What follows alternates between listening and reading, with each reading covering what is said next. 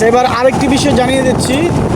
Passport অফিসের কাছ থেকে যাওয়ার রাস্তাটা, যে ইকুরিয়া হাসনাবাদ যাওয়ার যে রাস্তাটা, দেখুন কি একটা বাজে নোংরা একটা অবস্থা, দুর্গন্ধ।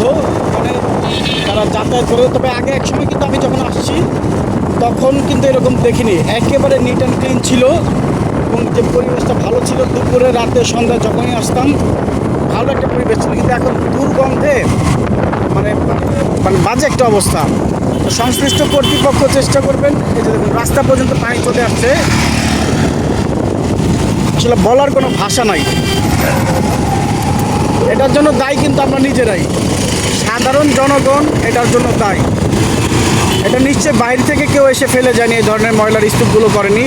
এটা হচ্ছে আমাদের মতো মানুষ যারা এখানে আশেপাশের বাসিন্দা বা যাতায়াত করে, তারাই এই রাস্তাগুলোকে নোংরা করে রেখেছে।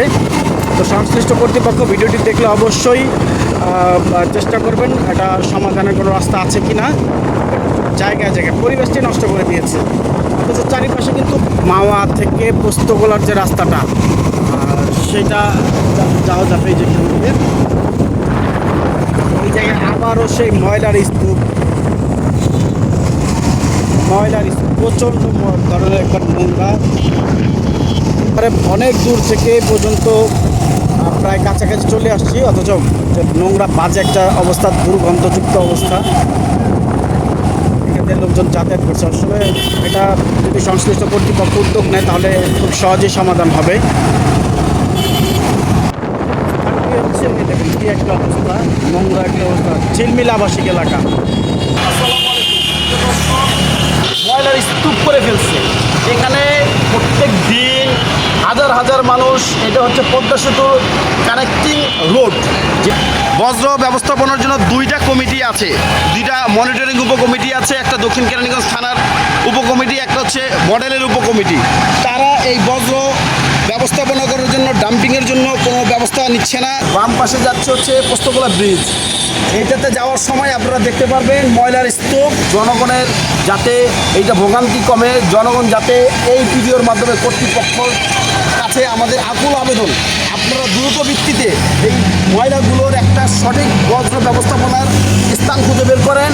পরিবেশ অধিদপ্তর যারা আছে, পরিবেশ অধিদপ্তরের নজর দৃষ্টি আকর্ষণ করতেছি, রাজধানী উন্নয়ন কর্তৃপক্ষের দৃষ্টি আকর্ষণ করতেছি, আমরা কর্তৃপক্ষের দৃষ্টি আকর্ষণ করতেছি এবং কর্তৃপক্ষের নিকট জোরালো আবেদন জানাচ্ছি, দ্রুত ভিত্তিতে আপনারা এইটার একটা স্টেপ নেন, যাতে এইখান দিয়ে মানুষ চলাচল করতে পারে। এই জায়গায় বিকালে মানুষ যাতে ঘুরতে আসতে পারে, পর্যটন স্পট হয়।